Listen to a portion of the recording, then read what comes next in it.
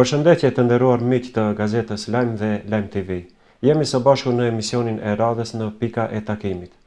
Misafir në emisionin e sotëm e kemi deputeten dhe njëherit nënkryetarin e Vlenit, zonja Mimoza Musën, me të cilin do të bashkëbisedojmë për temat aktuale të politikës ditore. Zonja Musa, mirë se erdhët.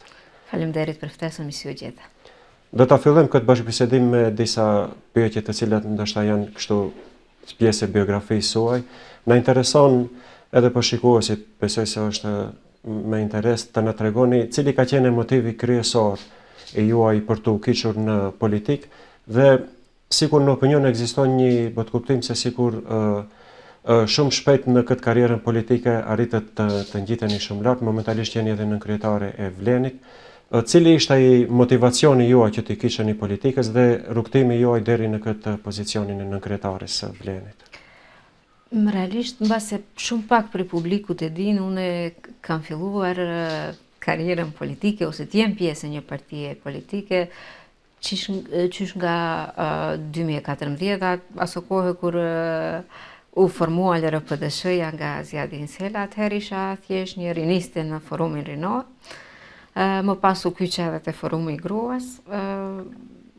Unë mund të them që familjarisht kemi qenë të kyqur në politikë, ashtu edhe është trashëguar pastaj pas brezave. Atëherë në 2014-2015 jam kyqur thjesht të jap një kontributin tim si riniste.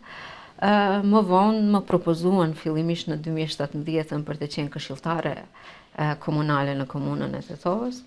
2017-2021 kam qenë e kyqur politikisht aktive, kam qenë edhe këshilltare, por nga viti 2021-2024 u tërhoqa pak, isha angazhuar më shumë në aspektin profesional, i dhash përparësia asaj pjese. Në 2024 kur u krijua ky koalicioni me gjithë partitë opozitare të asaj kohe, më patëm propozuar që t'jem njëra ndër deputetet në listë për deputetet dhe realisht e pranova sepse u bë një formacion pak më i gjerë politik i cila jep të shpresë që përfundimisht një garnitur pak më e vjetër politike të kaloj në opozit. Mandej kjo rrugtimi tjetër deri tek nënkryetaria e Vlenit, mendoj që ka qenë më shumë pjesë e rrethanave, sepse nuk ka qenë asnjëherë në ambicjet e mia që të arri deri këtu ku jam sot nënkryetare e Vlenit. Vitin e parë të qeverisjes së Vlenit, ishim bashkë kur ishte edhe Aleanca e Përbashkët, pastaj me largimin e zotërit Taravarit nga koalicioni Vlen, një grupacion që ne i besonim rrugtimit të Vlenit ngelëm në Vlen. Ashtu edhe pastaj rrethanat edhe ndodhit politike na sollën deri këtu ku jemi sot, edhe më shumë ka qenë kërkesë shumë aktivistëve të grupacionit të Aleancës që unë t'jem prirse atyre edhe ti përfaqësoj në Vlen ato, sesa një ambicie imja personale për qenë nënkryetare e Vlenit. Kuptoj. Po sa është e vështirë për një femër shqiptare që të merret aktivisht me politikë këtu në Maqedoninë e Veriut? Kemi pasur në të kaluarën normalisht edhe ka edhe femra tjera, ka pasur kryetar komunash, deputete edhe ministra, por me siguri se kërkon domethënë edhe sfidat e veta i ka politika. Për një femër shqiptare, sa është e vështirë të merret me politikë?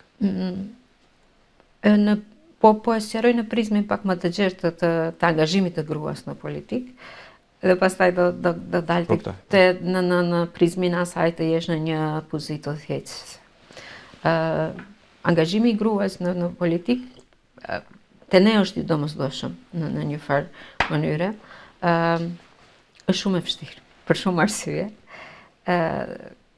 Tek ne mendoj që është parë kjo hapësira e politikës, sikur hapësirë që i takon vetëm botës së burrave.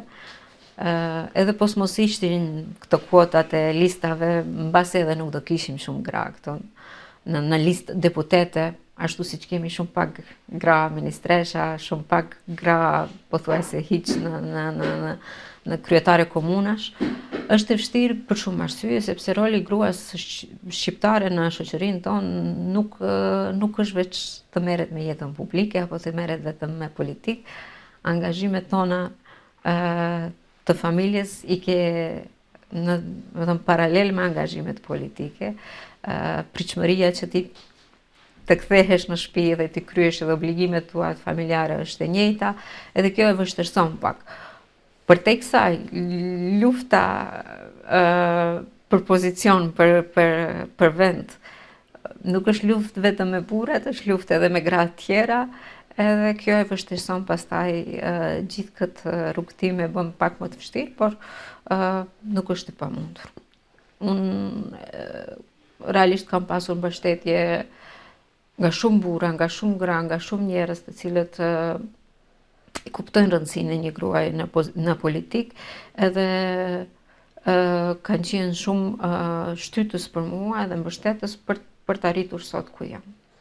Tani, në këtë grupin parlamentar të Vlenit më duket se ka një numër rekord të femrave, 7 më duket se janë, i karshi burra më duket se janë 4 apo 5. Tash me këto lëvizje që ndodhen nuk e di sakt sa janë, mirë po më duket se është një shifër më shumë ka femra se meshkuj në grupin parlamentar të Vlenit, që mendoj se është e hera parë në historinë e politikbërjes shqiptare, të partitë shqiptare. E vërtet, jemi 7 gra dhe 4 burra, është ndër vetmet herë që ndoshta ka ndodhur që një grup parlamentar të ketë aq shumë gra, janë 7 gra që të cilat të gjithat janë shumë të përgatitura, secila ka kualitetet e saja, edhe e ka bërë grupin të ketë këtë, unë thëmë, ndikimin e gruas në politikë, edhe janë shumë zonja të cilat angazhohen, po e përsërisi edhe njëherë, secila ka kualitetet e veta edhe kemi arritur zbashku me mbështetjen edhe të atyre burrave të grupit parlamentar, kemi arritur këto ku jemi. Tani do të kthehemi pak temave të politikës ditore, më saktësisht për rastin e kongresit të Vlenit, ku përfundimisht u formua një parti Vlen. E dim kretë historiati si shkoi, fillimisht u bashkuan, pastaj disa dolën nga Vleni, dhe gjithmonë ekzistonin këto dilemat se valla do të arrijnë që këto liderët të bashkojnë në një parti. Kishte zëra se këto nuk mund të bëhen asnjëherë një parti, se do të përçahen, për shkak se do të hyjë ajo lufta e mbreshme se kush do të bëhet kryetar. Mirë po sikur më atë kongresin e 9 maj që ishte, të gjitha ato zërat dyshues dhe negativ të quaj, sikur të gjithë i demantuat. Mirë po tani, si shkon tani procedura tjetër pasi e mbajtet atë kongresin, cilat janë hapat e radhës, duhet tani të përgatitet statuti i partisë, dhe si do të shkojë procedura e formimit të degëve në qytete të ndryshme.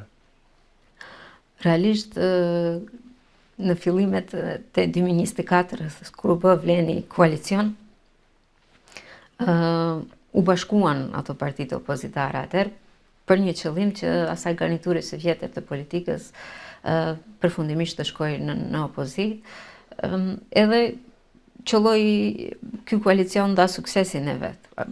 Arritëm që të jemi në qeveri, pastaj edhe në zgjedhjet lokale, pavarësisht shkëputjeve, ngjitjeve të partive tjera, tregoi rezultat ky koalicion. Edhe ne bashkë që jemi pjesë aktive e këtij koalicioni, e morëm mesazhin e qartë të qytetarëve, që qytetarët e duan Vlenin bashkuar. Edhe unë mendoj që kongresi ishte premtimi i asaj që ne dhamë në 2024, që thamë që nuk do ngelemi vetëm koalicion, po do bëhemi parti politike, sepse realisht ne duhet jemi shumë sinqert të themi që secili nga ne ka pasur një parti që ka kontribuar, ka investuar në qoftë emocionalisht, intelektualisht, financiarisht 10 vite, edhe shkëputja prej asaj edhe mishërimi në një parti tjetër do kohën e saj. Edhe realisht kjo koha 2 vjeçare më shumë ka shërbyer për këtë mishërimin e strukturave njëra me tjetrën. Grupi punues ka në kuadër të 5 partive tani, u formua një grup punues i cili ka punuar në statutin e partisë, platformën e partisë deri në 9 maj.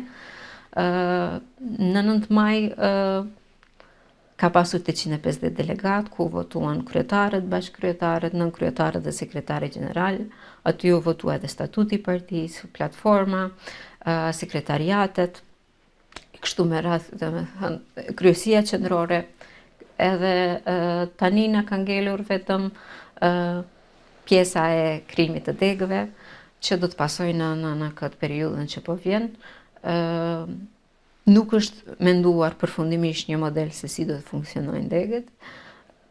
Para ca ditëve kemi bërë një takim jo formal të kryesisë qendrore, do të bëjmë edhe një takim formal të kryesisë qendrore.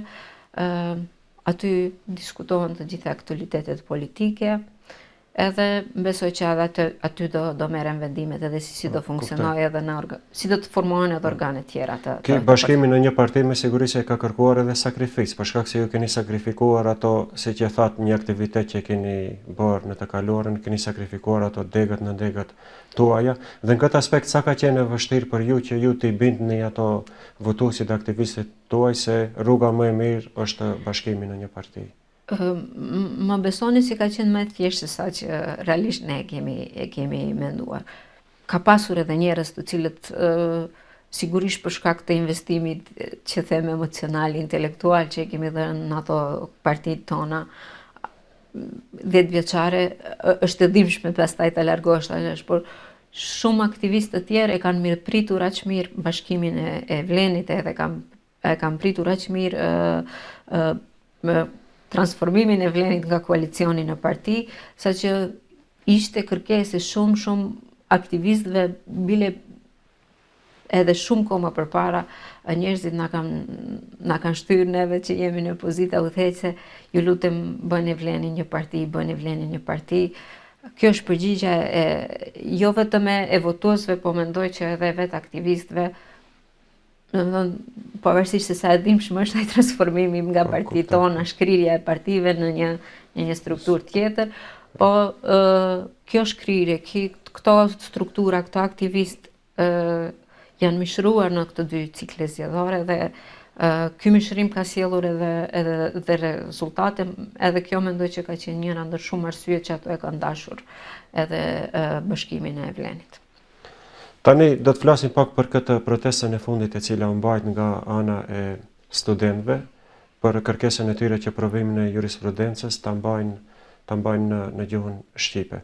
Dhe këto 2 kryetarët e Vlenit patën një takim me kryeministrin Mickovski dhe nga ai takim dolën me disa premtime dhe u shprehen shumë me optimizëm për shkak që kjo e drejtë e studentëve shumë shpejt do të realizohet. Në fakt do të bëhen disa ndryshime në ligjin për provimin e jurisprudencës. Dhe si mendoni ju, a jeni optimiste se mund të zgjidhet kjo çështje e provimit të jurisprudencës? Protesta e studentëve për të dhënë ligji i jurisprudencës në gjuhën e tyre anëtare është shumë legjitime dhe kërkesë me vend, edhe Vleni e ka përkrahur që nga protesta e parë. Me njerë pas protestës të parë, së vendës kryeministri i parë, Bekim Sali, doli me deklaratë që po punohet për të zgjidhur ky problem. Pas asaj pas u bë Vleni parti, dhe më thënë të 2 kryetarët ishin në takime dhe me kryeministrin Hristian Mickovski për të vazhduar atë që ishte dakorduar veçse me zëvendës kryeministrin e parë Bekim Sali. Provimi i jurisprudencës realisht është provim shumë kompleks, i cili të duhet të mendohet në mënyrë të përpikt se si do të zgjedhet. Nuk është dilem a do zgjidhet, po mënyra se si do zgjedhet. Është diçka që është dakorduar, punohet, jo që vetëm ligji i jurisprudencës, po të gjitha ligjet për licenca, për provimet profesionale, të arrihet dakordsi një herë për gjithmonë që këto provimet ju mundsohet studentëve shqiptar të jepen në gjuhën e tyre anëtare. Tani vetëm ka mbetur format e cilën, a do të rregullohet, do të thënë do duhet bëhet harmonizim me ligjin e gjuhëve, me akte nënligjore, apo do duhet të shtohet një nen pasi në ligjin për jurisprudencë nuk ka dispozit të caktuar që e përcakton gjuhën në të cilën e jepet provimi. do duhet të shqyrtohet në mënyrë profesionale kjo punë që të kemi një rezultat njëherë për gjithmonë, domethënë të kryhet kjo çështje që është shumë e rëndësishme për studentët, ashtu siç e kemi kryer problemin për dhënia e licencës për edukatorët e çerdheve, ashtu e kemi kryer edhe problemin me medresene, me studentët, me nxënësit e medreses, ashtu uroj që sa më shpejt edhe afatin në cilin së bashku është dakorduar me dy kryetarët me kryeministrin Kristian Mickovski, është diku për rreth 2-3 muaj do duhet kryhet edhe kjo problem. A mendoni se këtu në këtë rast ka edhe një hipokrizi ta quaj të vogël, për shkak se në të kaluarën kemi pasur ministra të drejtësisë të cilët kanë qenë shqiptar. Edhe çka është më interesante, nga viti 2011 deri në vitin 2017, të gjithë ministrat kanë qenë shqiptar, do të thonë pas një ndërprerje, 4 ministra kanë qenë shqiptar. Dhe si u bë kjo çështje pikërisht aktuale tani kur ministër e kemi një Maqedonas dhe tani ne si shqiptar duhet të kërkojmë nga Maqedonasi të na realizojë një të drejtë, të cilën në të kaluarën nuk na kanë realizuar disa ministra shqiptar dhe po ato ministra tani i shohim në anën e studentëve duke protestuar. Ndoshta ka një lloj hipokrizie këtu. Është një dosë hipokrizie dhe kush din ta lexoj qartë protestën e studentëve do lexoj që kjo protestë nuk është kundër Vlenit, po është kundër BDI-s, është kundër një pushteti që ka qenë 20 vjeçar me 6 ministra shqiptar, në kohën kur kanë qenë ministra shqiptar ka ardhur edhe në kohën kur realisht ka qenë ka qeverisë BDI-a, është bë ligji i jurisprudencës dhe është nënshkruar, ka kaluar nga kryetari i parlamentit edhe nuk e kam parë të arsyeshme të vendosin një dispozitë që të përcakton sakt gjuhën në të cilën do duhet t'jepej provimi. Kjo tani duket ka njerë një hipokrizi shumë e madhe ashtu siç thoni ju, po bile duket edhe sikur tendencioze dhe po shfrytëzohen studentët për të ngritur në çështje që do duhet ishte më vetëm e mbyllur. Gjithsesi,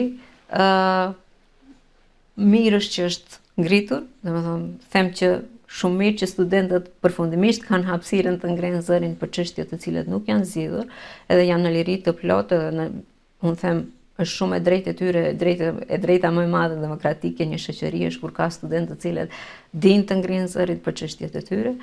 Tani ngelet vetëm ti zgjedhim këtë problem ashtu siç e përmenda edhe më herët, 2 problemet që kanë qenë më rëndësi, licenca e edukatorëve për çerdhe dhe medreseja janë kryer nga ky pushtet për 2 vite, do të zgjedhet edhe çështja e ligjit të jurisprudencës. Ka edhe një ligj tjetër për të cilin po diskutohet thuajse për çdo ditë dhe i cili më duket se gjatë ditës së djeshme ka hyrë edhe në procedurë parlamentare, është ligji për përfaqësimin e drejtë dhe adekuat. Siç e dim, punësimi i shqiptarëve në për institucione ishte i rregulluar me një mjet që quhet balancuesi, që ishte në kuadër të ligjit për në punësit administrativ, i sjellur në vitin 2014, me sa më kujtohet. Mirëpo ai balancuesi u shfuqizoi nga gjykata kushtetuese. Dhe tani Vleni doli me një premtim se do të sillet një ligj për përfaqësimin e drejtë adekuat. Në fakt ky ligj kaloi atë filtrin e qeverisë, tani duket se është në procedurë parlamentare, por a mendoni ju se ky ligj do të jetë një zëvendësues adekuat dhe zëvendësues i mirë i balancuesit?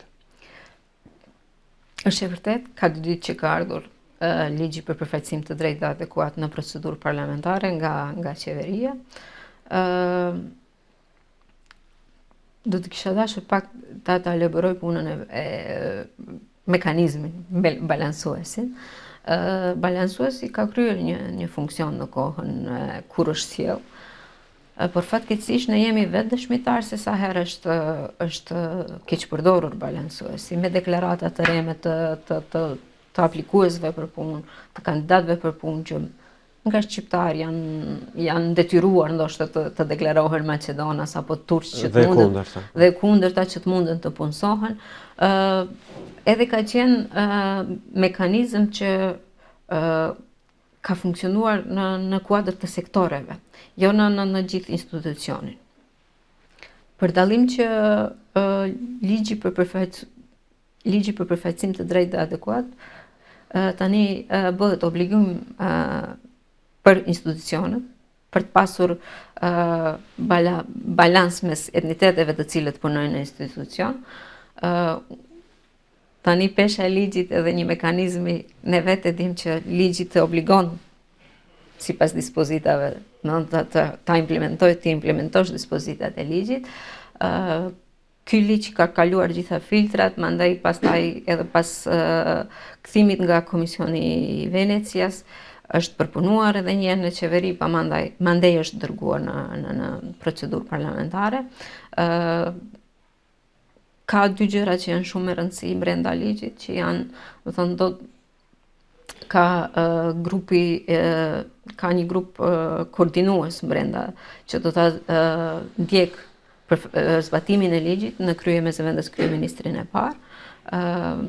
Njëjtashtu, domethënë, merret përballë dokumentat personale të aplikuesit në gjuhën të alfabetin origjinal, që i bie që është një ndër letra e njoftimit, do të thonë shihet cila gjuhë dhe alfabetin origjinal është aplikuar. Edhe gjithashtu parashihet që ky ligj në një afat 6 mujor pastaj të ketë harmonizim me ligjet tjera. Tani ne gjithë dim që ligjet nuk është se i sjell një herë, po edhe pastaj nuk mund të ndryshohen. Nuk mund të themi që ka ligje perfekte por ky ligjet sillen konform situatës politike dhe shoqërore, po gjithsesi nga ligji, domethënë, ke obligim për ta implementuar. Mekanizmi ngjelet në vullnet të udhëheqësit të sektorit. Pastaj më kujtohet shumë mirë në atë kohën kur ishte balansuesi aktiv, pothuajse çdo 2-3 javë kishim lajme në televizion se si keq përdoret, se sa herë është keq përdor. Tani ligji është formë tjetër, unë ftoj që të gjithë ato që e dinë se për ligjit çfarë obligime dalin, ta mbështesin, mandej nëse shohen të arsyeshme edhe të intervenojnë edhe me amandamente. Këtu jemi për të bërë një ligj sa më të mirë për gjithë që t'i shërbejë shoqërisë. Shfuqizimi i balancuesit ka qenë edhe pjesë e raportit Komisionit Evropian në vitin 2023, ndërsa pastaj edhe vetë qeveria e kaluar e ka votuar në një seancë qeveritare një reformë, një strategji për reforma në administratën publike, ku është paraparë që të hiqet balancuesi, dhe tani po të njëjtët persona që atëherë kanë votuar heqjen e balancuesit tani kanë filluar që të bëjnë akuza sepse hiqet, që është edhe kjo një hipokrizi tjetër ngjashme si ajo e realisht po, në 2024 kur erdhi qeveria e re, në shkrimet e ministrave të aso kohë ishin vetëm për pro shfuqizimit të balancuesit, qeveria aso kohë dhe parlamenti vetëm e kanë votuar një vendim të atill. Kjo është ajo që realisht janë marrë ca vendime në qeverinë e kaluar, të cilat domosdoshmërisht diçka që ka kaluar do duhej të votohej në qeveri dhe në parlament, dhe pastaj bëjmë atë hipokritin që vleni po e shfuqizon balancuesin, vleni nuk e bën ligjin për jurisprudencën. Se balancuesi ndoshta nuk ka qenë edhe një mekanizëm aq i mirë, tregon edhe vetë fakti se na ka reduktuar në përqindje, në 25%. Dhe për shembull, nëse ka pasur vende pune që janë shpallur ku kanë kërkuar 2 kryerës të punëve, edhe dyshin 25% nga 2 persona nuk mund ta ndash, edhe vjen se të ditë është dashur të jenë Maqedonas. Shumë saktë. Andaj ky ka qenë defekti më i madh, sepse është marrë përballë përqindja brenda një sektori. Edhe pastaj ashtu e kanë formuluar edhe kërkesën për punë e kanë bërë.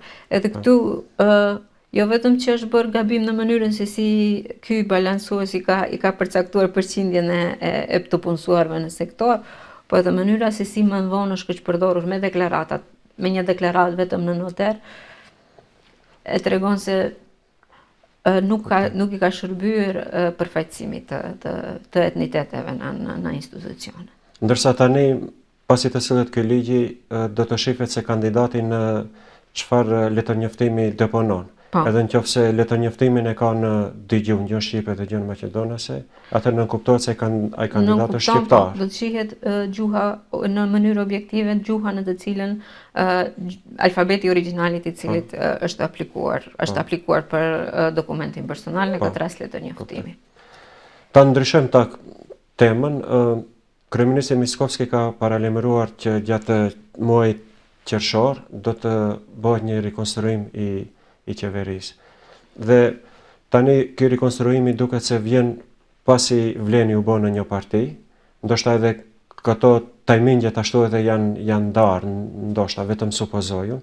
Mirëpo tani ju si Vlen, cili është qëndrimi juaj për rikonstruimin e qeverisë? A pritni që të ketë ndryshim të ministrive, ndryshim të resoreve, apo ndoshta edhe ndryshim të ndonjë emri, ndonjë ministër që ndoshta ka qenë më pak i suksesshëm të shkarkohet në vend të tij, të emërohet një tjetër. Do me thonë ndryshime do të bëhen brenda këtyre ministrive aktuale të cilat janë, apo ndoshta ju si Vlen shpresoni që të merrni edhe ndonjë ministri tjetër? Realisht, ky paralajmërimi për rikonstruim të qeverisë gati një muaj që flitet në opinion.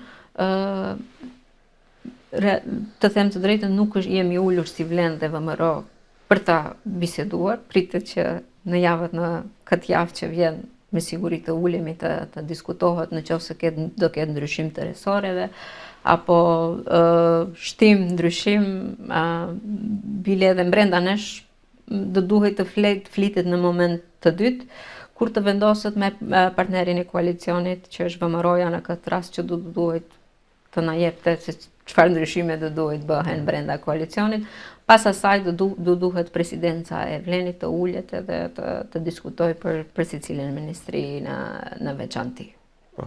Tani kjo është sa i përket qeverisë, mirëpo sa i përket kuvendit.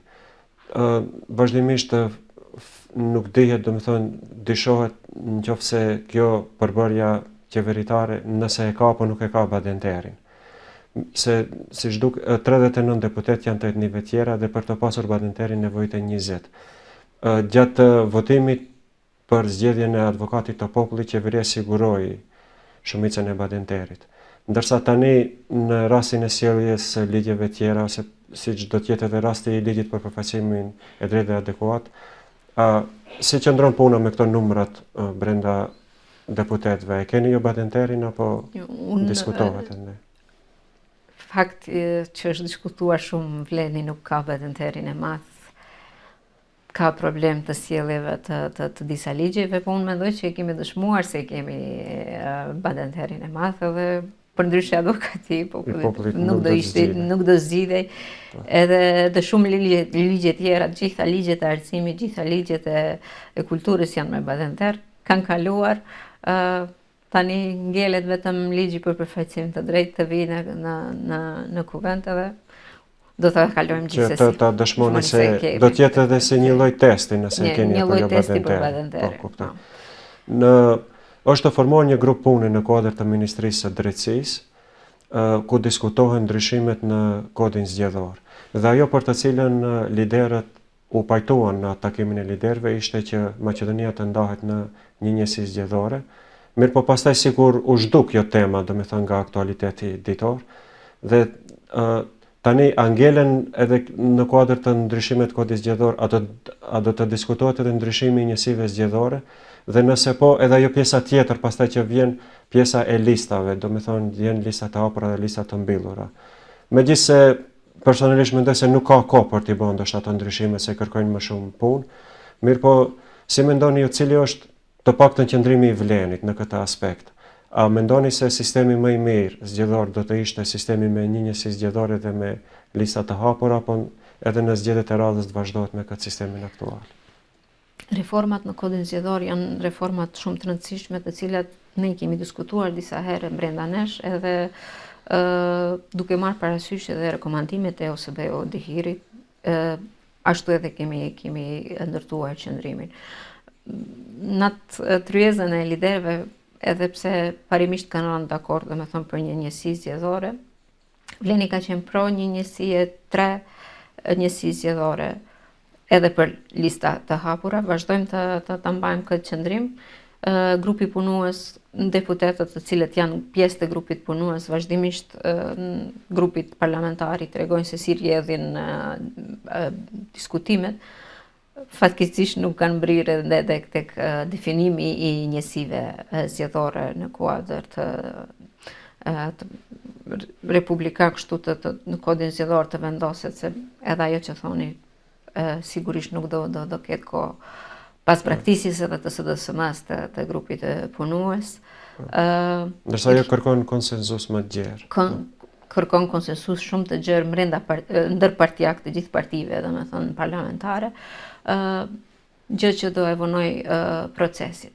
Megjithatë, ne qëndrojmë fort pas asaj se duhet të ketë lista të hapura, duhet të përfshihet diaspora në kod zgjedhor, edhe gjithashtu, domethënë gjitha rekomandimet që kanë dalë nga ndërkombëtarët, në këtë rast nga OSBE-u dhe HIRI, duhet përfshihen në kodin e ri zgjedhor.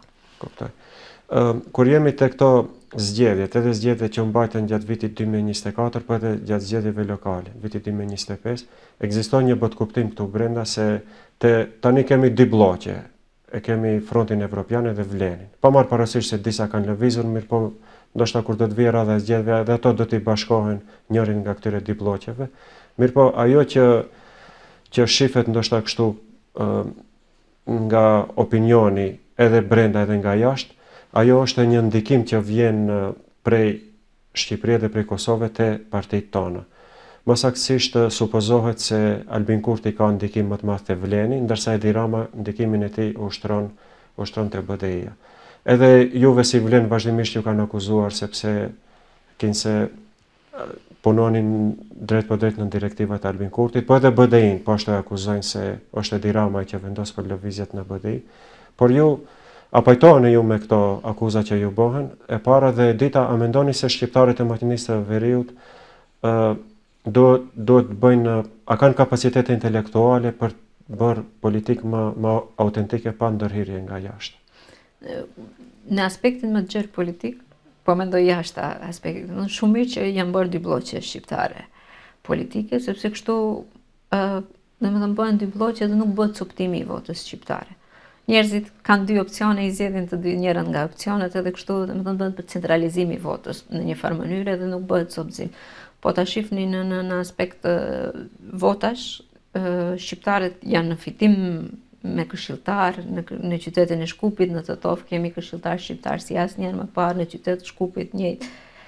Edhe me numër deputetësh. Edhe me numër deputetësh, sepse to dy bloqe në aspekt të gjerë politik, domethënë është shumë pozitive që ka vetëm dy bloqe dhe nuk ka shumë parti të vogla, si kështu sistemi i të bën pastaj shpërndarjen e votave. Mbështetja e shtetit tonë në këtë rast të Shqipërisë për shqiptarët e Maqedonisë është shumë e rëndësishme. Edhe do duhet ishte e vazhdueshme, edhe interesimi i shtetit tonë për çështjet e shqiptarëve do duhet ishte shumë i lartë. Njëjti edhe shqiptarëve të Kosovës është shumë e natyrshme që shqiptarët e Kosovës të interesohen për vëllezërit e tyre në Maqedoni shqiptar se si gjendja politike atyre. Por unë konsideroj që partitë politike shqiptare në Maqedoni kanë kapacitetin të marrin vendime autonome dhe të funksionojnë, të marrin në duar çështjet shqiptare vetë dhe t'i zgjedhin vetë. Tani është shumë e natyrshme të ketë mbështetje nga një palë për një palë tjetër, nga ana jonë për palë tjera. Unë konsideroj që shqiptarët do duhej të gjenerojnë politika fillimisht secili në shtetin e vet, sepse kështu i kontribuojmë edhe gjithë politikave të rajonit, stabilitetit të rajonit. Kuptoj. Një pyetje të cilën ju kam parashtruar edhe të gjithë mysafirëve që janë të kaluarën, është një brengë e madhe që ekziston këtu te ne, ndoshta edhe më gjerë të shqiptarët. Ajo është një dukuri shumë negative, është dukuria e migracionit të madh. Ne vazhdimisht flasim për tema politike dhe ekonomike, mirë po sikur nuk merremi atë sa duhet me çështjen e emigracionit. E shohim se si fshatrat zbrazen vazhdimisht, shkollat mbyllen dhe ekziston tani një bindje se ne mund të realizojmë të gjithë të drejtat tona këtu te ne, edhe spitalet i ndërtojmë edhe shkollat, mirë po çka do na duhen ato nëse nuk kemi njerëz këtu. Si mendoni ju, çka duhet të ndërmerr shteti, diçka që kjo dukuri të ndalet, nëse mundet, ndoshta nuk mund të ndalet, mirë po së paku të parandalohet paksa. Unë mendoj që emigracioni nuk është se po ndodhen vetëm në shtetin tonë, kemi emigracion edhe jashtë, po edhe migracion prej vendeve rurale në ato urbane, edhe kjo ndikon në ato. E shifni vetë Shkupi është bërë dikun rreth 1 milion banor, fshatrat zbrazen, po edhe Tetova si qytet i madh nga fshatrat po kthehen edhe to. Është problem, unë mendoj që është problem global, edhe Gjermanët ikin në Amerika, po ikin në vende tjera, Australi, në vende më të zhvilluara, jo për të relativizuar, domethënë, këtë problematik në vendin tonë, po unë mendoj që deri tani shteti jon, sepse njerëzit nuk kanë ikur vetëm për pamundësi ekonomike, por kanë ikur edhe për shkak të kualitetit të jetës. Ajo që do duhej si klasë politike më shumë të në shqetëson, të ajo që kanë ikur shumë njerëz të shkolluar. Dhe ta njerëz të shkolluar kanë pasur edhe një vend pune edhe këtu. Po ndoshta kanë ikur nga mospasja një jete kualitative. Fatkeqësisht, unë them, kam familjar, kam motrën që është magjistre arkitekturës që ka vendosur të shkojë në Gjermani, edhe po ta pyesësh atë thotë unë ndjehem e sigurt thot në Gjermani. Ndjehem e sigurt për të ardhmen e fëmijëve të mi, ndjehem e sigurt për veten, për gjithë kjo. Këtu kemi dështuar. Kemi gjeneruar politika të cilët jo u kanë mundësuar këtyre qytetarëve jo vetëm për çështje ekonomike të largohen, por edhe kualitet të jetës. Në këtë drejtim mendoj që ky shteti jon do duhet të gjenerojë politika jo vetëm ekonomike, por për të ndryshuar edhe standardin e jetës të njerëzve. Në qytetet të mëdha si Tetova, si Kumanova, si Gostivari, ti nuk ke asnjë bibliotek, s'ke teatr, fillimisht ke mirë funksionim të institucioneve. Për t'ju dhënë një motiv këtyre të rive, të rejave, të cilët kanë kapacitete të mëdha intelektuale të rinë këtu dhe të kontribuojnë këtu. Fillimisht do duhet kjo të ndryshojë, pastaj mendoj që nuk do duhej ne të bëjmë thirrje kthehuni, atyre ato vetë do kthehen. Mendoj që Kosova ka bërë një shembull të mirë të kësaj, ka ndryshuar standardin e jetës, dita ditës po dëgjoj raste, ndoshta janë disa raste të cilët vetë diaspora vendosën që të kthejë, të investojë në shtetin e tyre. Në këtë drejtim do duhej edhe ne të mendojmë që përveç çështjes ekonomike do duhet të mendonim edhe për standardet institucioneve, për kualitetin institucioneve dhe standardin e tërësishëm jetësor që t'ju mundsojmë këtyre që janë larguar të kthehen. Kjo ka pastaj pasojë edhe të disa çështje politike, për shkak se patëm rastin e zgjedhjeve lokale që nuk u arrit censusi në di komuna që janë të pasërta shqiptare në Gosivar dhe në Vrapshisht, ndërsa nëse i shohim edhe disa komuna tjera, edhe ato janë pak rrezikojnë. Komuna e Bogovinës kishte një dalje 35%, edhe kjo pastaj ka pasojë negative edhe te çështjet tjera. Ky imigracion, domethënë, nuk është që po na zbrazën vetëm fshatrat edhe qytetet, po të krijon probleme tjera në mirëfunksionimin e shtetit, do duhet përsëriten, ja si u përsëriten në Vrapshisht edhe në Gostivar, zgjedhjet për të arritur një census që është e kushtueshme për shtetin, domethënë shteti domosdoshmërisht do duhet krijojë politika për të kthyer këta njerëz, jo duke menduar vetëm për këto qytetarë, por duke menduar edhe shumë aspekte tjera të shtetit. Po. Zonja Musa, unë ju falenderoj për kohën që ndat për të qenë pjesë e emisionit tonë dhe ju falenderoj për këtë bisedë kaq të hapur. Ju falenderoj, juve ishte kënaqësi. Faleminderit.